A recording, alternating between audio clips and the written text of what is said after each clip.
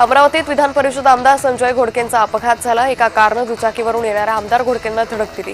या अपघातात त्यांच्या पायाला आणि मणक्याला मार लागलाय। अमरावतीच्या रिम्स हॉस्पिटलमध्ये त्यांच्यावर उपचार सुरू आहेत।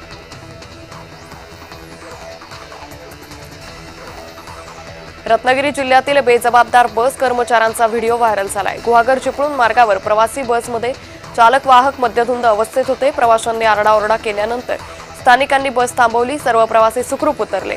मात्र चालक वाहकाच्या या बेजबाबदारपणामुळे नागरिक संतप्त झालेत।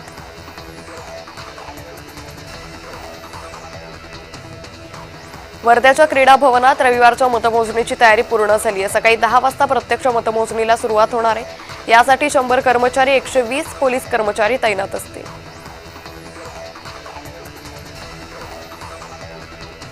वाशिम नगर परिषदेसाठी मतदान पार पडलं। सकाळी 7:30 पासून दुपारी 3:30 पर्यंत जवळपास 42.38% इतकं मतदान झालं।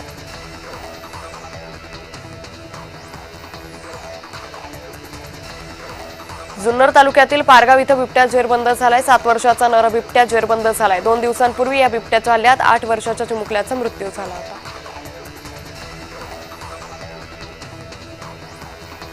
जुन्नर तालुक्यातील पारगाव इथं बिबट्या जेरबंद करण्यात आला।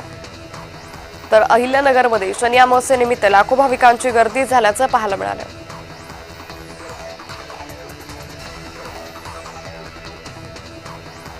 भिवंडीत नदीनाका परिसरात ट्रक थेट दुभाजकावर चढला। चालकाला उड्डाणपुलावरील दुभाजकाचा अंदाज न आल्यानं ट्रक दुभाजकावर चढला। ट्रकचं मोठ्या प्रमाणात नुकसान झालंय।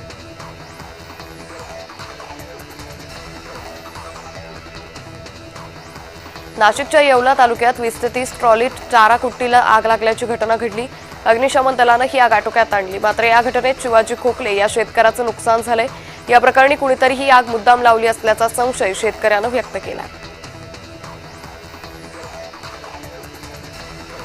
नाशिकच्या चांदवड तालुक्यातील निकम वस्तीजवळ स्विफ्ट डिझायर कार पलटी झाली। या अपघातात 2 जण गंभीर जखमी झाले असून जखमींना चांदवडच्या उपजिल्हा रुग्णालयात उपचारासाठी दाखल केले।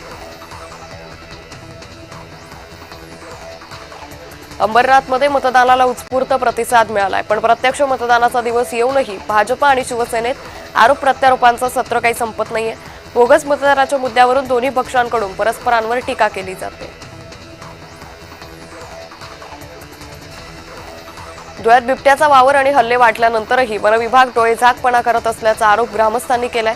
संतप्त ग्रामस्थांनी मुंबई आग्रा महामार्गावर रास्ता रोको केला।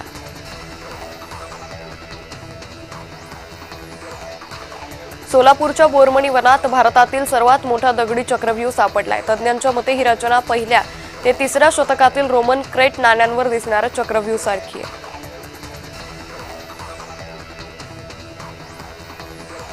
हिंगोलीत वसमत नगरपालिकेसाठीच्या मतदानादरम्यान अचानक ईव्हीएम बंद पडलं। प्रभाग क्रमांक 15 मधील लिटल इंग्लिश स्कूल मतदान केंद्रावर हा सगळा प्रकार घडला।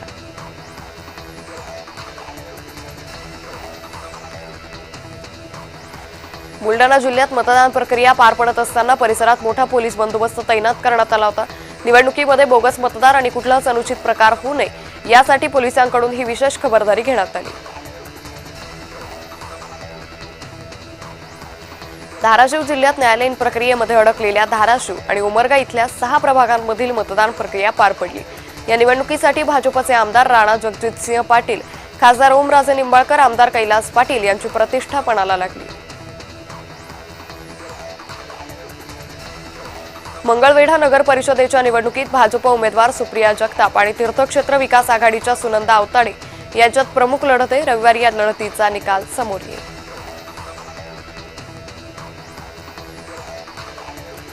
बीड शहरातील वॉर्ड क्रमांक 3 मध्ये तरुण मतदारांनी मोठ्या संख्येने मतदानाचा हक्क बजावला। लोकशाही बळकट करण्यासाठी मतदानाचा हक्क बजावला पाहिजे असं तरुणांचं मत आहे। धुळे जिल्ह्यातील नगर परिषद आणि नगरपंचायतींच्या निवडणुकीची मतमोजणी होते। यासाठी जिल्हा प्रशासनाच्या वतीनं पूर्ण तयारी करण्यात आली आहे। छत्रपती संभाजीनगरमध्ये 6 एकर ऊस आगीत जळून खाक झालाय। शॉर्ट सर्किटमुळे ही आग लागल्याचा अंदाज वर्तवला जातोय। शेतकऱ्यांचं लाखो रुपयांचं नुकसान झालंय। या घटनेमुळे परिसरातील शेतकऱ्यांकडून वारंवार होणाऱ्या शॉर्ट सर्किटच्या घटनांवर उपाययोजना करण्याची मागणी होते। वाशिम इथं मतदान प्रक्रियेत बोटाला चैन न लावल्याचा आरोप मतदारांनी केलाय। प्रभाग क्रमांक 2 मधील मतदान केंद्रावर हा प्रकार घडला।